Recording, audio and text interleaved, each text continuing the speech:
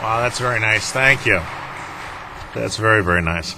I'm really happy to be able to open these sessions. It's really the best part of my year, and it's so good to see so many of you here. And I'd just like to start off by asking just a couple questions, and if you'd indulge me, this will be over in just a minute, so please. Hold up your hands. How many people are new to this academy? How many people are here for the very first time? Hold up your hands. Hold them up so I can see them, okay? Wow, that's really great. That's a little over half you. Thank you. And I want to commend you because you're in the right place at the right time. You've chosen very wisely. And I say that for a number of reasons.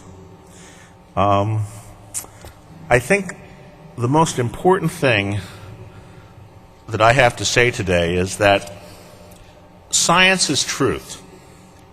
Now, how many of you have heard the statements suggesting that anti-aging medicine is unscientific, that anti-aging medicine is full of unproven and unsafe therapies, that anti-aging preys on the fears of the aging population? Can I see a show of hands, people who've heard that in the media? Hold your hands up. Keep them up.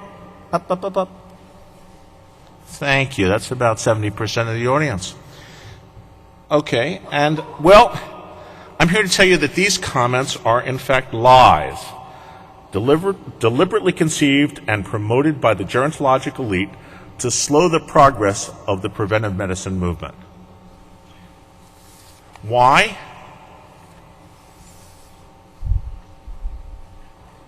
Why? Money, I hear. Maybe. Because for the past 50 years, they alone have controlled the agenda, the research, and the purse strings for the $2 trillion per year gerontologic industry. The overarching philosophy of the gerontology elite is that aging is inevitable. They said, "Grow old with me. The best is yet to be." Well, that's interesting. I guess they're talking about arthritis, macular degeneration, Alzheimer's disease, Parkinson's disease. Since aging was unstoppable and immutable, there was no sense in funding such nonsense and silliness as aging intervention and regenerative medicine. That was the way it was, but it's different today. It's very different. And I think that's because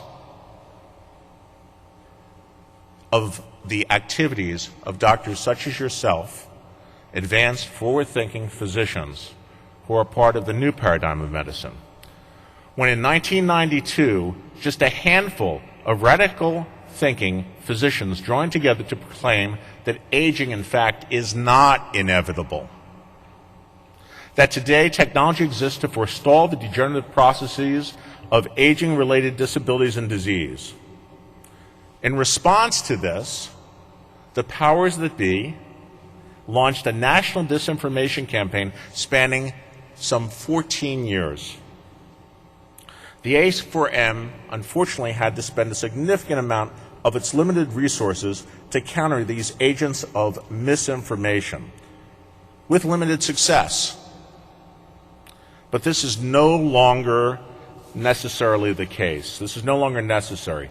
Today, I'm excited to report to you that a groundbreaking paper has just been published by Elsevier in the May-June 2009 issue of the prestigious Archives of Gerontology and Geriatrics. I have a copy of it right here.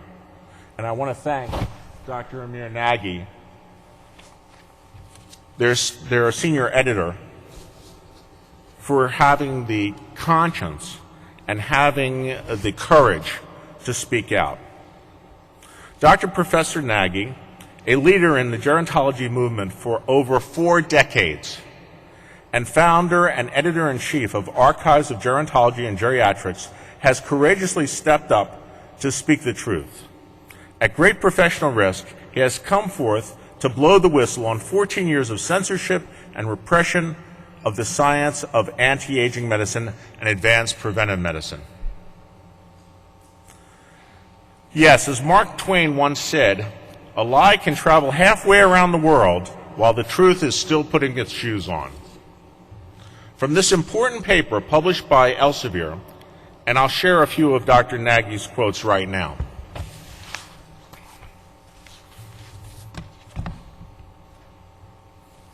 a complete disregard for certain individuals bearing some of the most prestigious affiliations in the gerontologic establishment, for truth, academic integrity, and scientific professionalism.